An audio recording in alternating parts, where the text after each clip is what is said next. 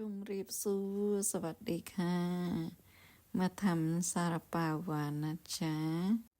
มาเปิดนมปลาปลาแอมจ้านมปลาปลาแอมนี่คือเธอกระบวนตามนอกไปให้จึงเธอกระบวนนั้นไตล่างมาใส่ต้นละออได้จ้ะคืออาจยำบานตำรากาอาจปรากาบานจ้ะហើយស្នូលនេះខ្ញុំកូរអត់ឲ្យវារឹងពេកអត់ឲ្យវាអឺស្ងួតពេកទេចាគឺខ្ញុំចូលរៀងរាវបន្តិចបែកចាគឺខាងในនៃសារប៉ាវไม่เอาหวานมากอันนี้ម្សៅធ្វើនំប៉ាវផ្អែមอันนี้สูตรរបស់ប្អូនស្រីតបគាត់មកបរៀនខ្ញុំធ្វើងាយគឺម្សៅ1គីឡូកន្លះស្ករ3ខាំហើយមេ3កញ្ចប់មេនំប៉័ង3កញ្ចប់ហើយស្មើ1ខាំកន្លះហើយទឹកដោះគោ1លីត្រស្មើហ្នឹងគេយកទៅកដៅវាឲ្យរលាយហើយរលាយអស់ហើយចាក់ទឹកដោះគោចូល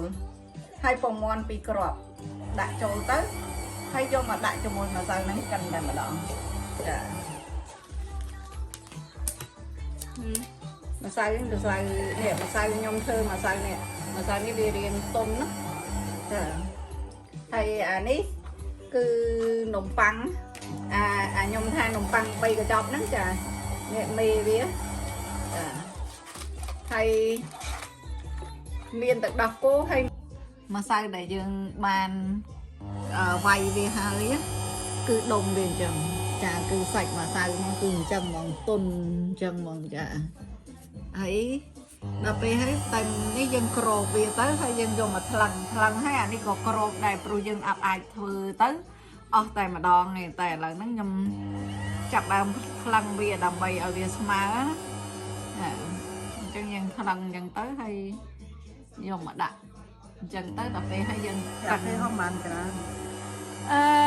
ស្រេចតែយើងដាក់ទៅយើងយកប្រហែលក្រាមក៏បានដែរហើយយើងចង់បានកម្រាស់ប៉ុណ្ណាស្នូលប៉ុណ្ណាណាចាស្រេចតែយើងថ្លឹងដាក់ទេបាន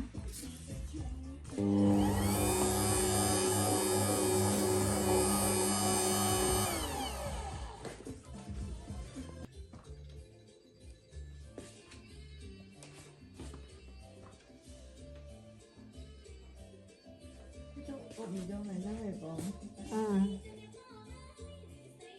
ចាំយើងធ្វើឲ្យរបៀប